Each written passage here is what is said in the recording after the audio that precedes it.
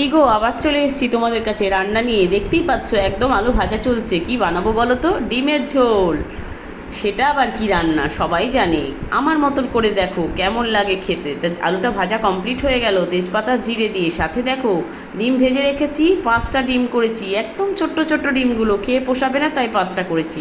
3জন মানুষ ভাগ করে খেয়ে নেবো। আর এদিকে দেখো মশলা রেডি, ধনেপাতা কাঁচা লঙ্কা রসুন পেঁয়াজ, সাথে হলুদের গুঁড়ো আর কাশ্মীরি লঙ্কার গুঁড়ো মিক্সড করে নিলাম। মশলা একদম ফাটাফাটিভাবে রেডি করে নিয়েছি। এটা তোমাদের দেখাতে পারিনি, বলে দিলাম মুখে। আর এইদিকে দেখো আলু প্রায় ভাজা হয়ে গেছে, পেঁয়াজ দিয়ে ভেজে নিলাম আলুটাকে ভালো করে। চন্দ্রমুখী আলু ভীষণ গলে যাচ্ছে, তাই একটু আস্তে আস্তে করে ভাজছি। আর মশলাটা দিয়ে দিলাম। এরপরে এপিট ওপিট করে ভালো করে মশলাটাকে আমাকে ভেজে নিতে হবে। যতক্ষণ না তেলটা ছেড়ে আসছে ততক্ষণ কিন্তু আমাকে ভাজতে হবে মশলাটাকে।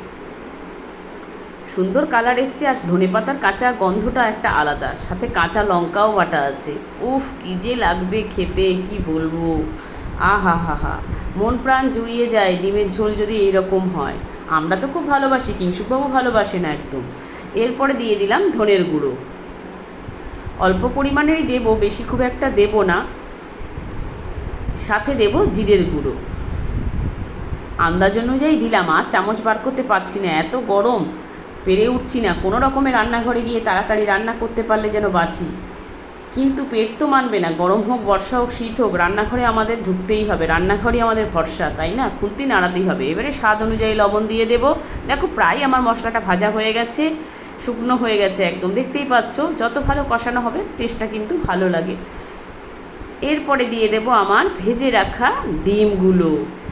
একদম তেল তেলই আছে দেখো। আসলে কি বলো তো, এটার মধ্যে আমি একটু কাঁকরোল ভেজেছিলাম, তাই ভাবলাম তেলটা কি করব, তা ডিমটা ভেজে এর মধ্যেই দিয়ে দিলাম। তা ভালোই হলো, টেস্টটা আরও ভালো হয়ে যাবে। তেলটা আবার কীভাবে রাখবো। আর সাথে দিয়ে দিলাম 2 চামচ টক দই। টেস্টটা আরও চেঞ্জ হয়ে যাবে, বুঝতে পারলে তো? আমার মতো ডিমের ঝোলটা হলে মন্দ হয় না, একবার করে দেখতেই পারো তোমরা।